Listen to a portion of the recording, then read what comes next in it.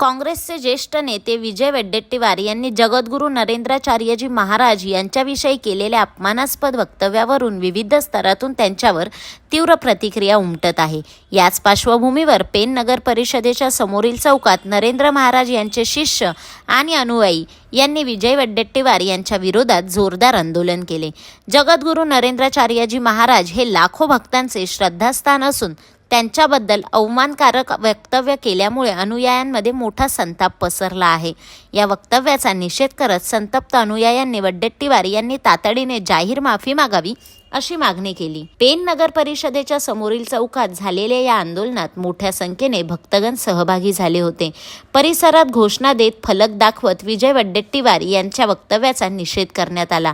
आंदोलनकर्त्यांनी वडेट्टीवार यांच्यावर व्यक्तिविरोधात जोरदार घोषणाबाजी केली। अनेकांनी हातात पोस्टर आणि फलक घेत निषेध नोंदवला।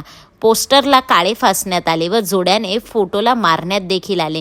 संतांच्या बाबतीत अशी वक्तव्य करणे अयोग्य असून त्यामुळे लाखो भक्तांच्या भावना दुखावल्या जातात असे मत आंदोलकांनी व्यक्त केले। संत हे समाजाच्या उन्नतीसाठी कार्य करतात, अशा पवित्र व्यक्तींबद्दल अनादराची भाषा वापरणे योग्य नव्हे, त्यासाठी माफी होणार नाही असे पेण तालुका अध्यक्ष किरण म्हात्रे, आकाश पाटील आणि इतर भक्तांनी सांगितले। आपल्या संस्कृतीत असं म्हटलं जातंय की देव बघावा तर संतांच्या संगतीत राहून आपल्याला देव पाहायला मिळतो। हे आपल्या सर्व महाराष्ट्रीयन संप्रदायाची किंवा आपल्या महाराष्ट्रीयन लोकांची एक विश्वास किंवा ठेव आहे की संतांच्या चरणी देव असतो। आणि अशा संतांविरुद्ध हा जो वडेट्टीवार जे काही वक्तव्य त्यांनी केले आमच्या स्वामी नरेंद्राचार्य महाराजांनी व्यतिरिक्त व साधू संतांविषयी, ते एकदम चुकीचं केलंय। हे असं वक्तव्य आपल्या या महाराष्ट्रात आम्ही स्वस्वरूप संप्रदाय किंवा आपला हिंदू धर्माचा जो माणूस आहे तो सहन करून खपून घेणार नाही आहे।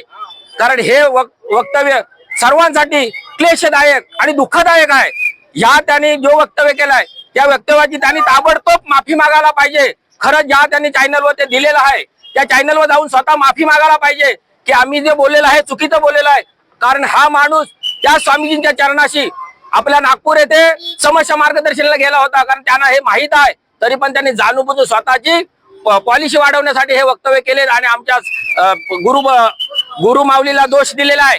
तर आम्ही हे कदापि सहन करणार, त्यांनी जर माफी मागली नाही तर आमचा हा निषेध हा रोजच राहील आणि रोजच आम्ही करणार आहोत। मग तुमच्या टीव्हीच्या माध्यमातून, मोबाईलच्या माध्यमातून आम्ही तर रोज त्याचा निषेध करणार, कारण हे चुकीचं आहे। कारण संताविना देव नाही हे जागोजाग सांगलं जातं। कारण ज्याला देव बघायचा असेल त्यांनी संत बघाला।